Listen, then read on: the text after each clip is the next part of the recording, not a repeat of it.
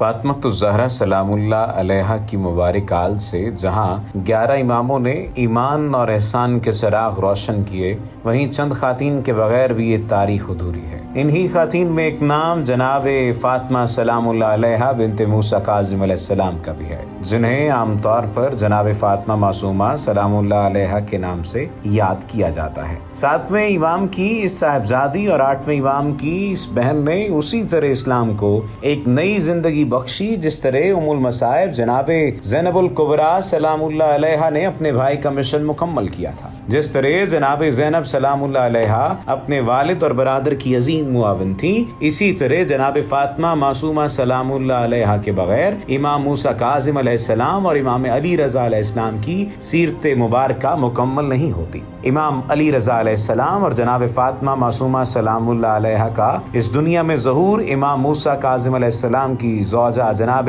نجمہ سلام اللہ علیہا کے بطن سے ہوا۔ جناب نجمہ امام جعفر صادق علیہ السلام کی زوجہ جناب حامدہ سلام اللہ علیہا کی کنیز تھیں۔ جناب حامدہ کو رسول اللہ صلی اللہ علیہ وآلہ وسلم نے خواب میں حکم دیا کہ جناب نجمہ کا نکاح اپنے فرزند جناب موسیٰ کاظم بن جعفر صادق سے کروائیں، اس نکاح سے دنیا کے افضل ترین لوگ پیدا ہوں گے۔ امام جعفر صادق علیہ السلام اور جناب حامدہ نے اس حکم کی تعمیل کی اور امام علی رضا علیہ السلام اور جناب فاطمہ معصومہ کا مبارک ظہور ہوا۔ جناب فاطمہ معصومہ کی ولادت کی پیش گوئی ان کے دادا اور ہمارے چھٹے امام جعفر صادق علیہ السلام بھی کر چکے تھے۔ آپ علیہ السلام نے بتا دیا تھا کہ ہماری آل میں فاطمہ نام کی ایک خاتون کا حرم قم میں ہوگا، وہ خاتون مومنین کے لیے جنت کا وسیلہ ہوں گی۔ معصومہ سلام اللہ علیہا کی اسی فضیلت کے سبب آپ سلام اللہ علیہا کے برادر نے انہیں معصومہ کا لقب عطا فرمایا۔ جناب معصومہ قم کی فضیلت صرف یہ نہیں ہے کہ آپ رسول پاک صلی اللہ علیہ وآلہ وسلم اور مولا کائنات علیہ السلام کی آل سے ہیں، چھٹے امام کی پوتی، 7ویں امام کی بیٹی، 8ویں امام کی بہن اور 9ویں امام کی پھوپھی ہیں۔ معصومہ سلام اللہ علیہا اپنی ذات میں بھی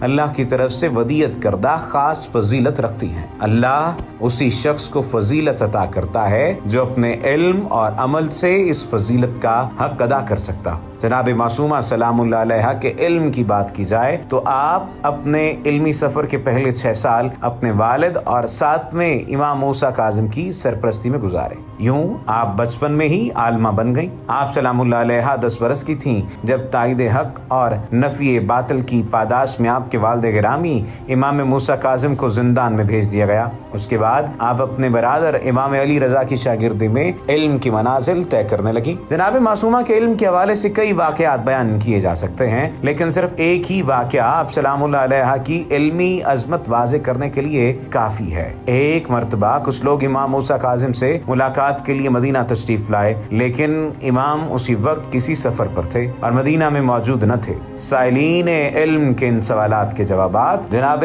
فاطمہ معصومہ سلام اللہ علیہا نے دیے جو وہ آپ کے والد کے لیے لائے تھے۔ واپسی پر راستے میں ان لوگوں کی ملاقات امام موسیٰ کاظم سے ہو گئی۔ ان لوگوں نے امام موسیٰ کاظم علیہ السلام کو وہ تمام جوابات بتائے جو فاطمہ معصومہ سلام اللہ علیہا نے ان کے سوالوں کے دیے تھے۔ یہ جوابات اس قدر جامع اور بہترین تھے کہ امام موسیٰ کاظم نے اپنی بیٹی کے علم پر اس طرح فخر کا اظہار کیا جس طرح مولا کائنات علیہ السلام سیدہ زینب سلام اللہ علیہا کے علمی خطبات پر کیا کرتے تھے۔ امام موسیٰ کاظم علیہ السلام نے فرمایا، فاطمہ کا باپ اس پر فدا ہو۔ امام موسیٰ کاظم علیہ السلام کی شہادت کے بعد جناب فاطمہ معصومہ سلام اللہ علیہا اپنے بھائی امام علی رضا کی سب سے اہم معاون و مددگار تھی۔ جب مامون نے امام علی رضا کو خراسان بھیج دیا تو جدائی کا 1 برس جناب معصومہ نے بہت کرب میں بسر کیا۔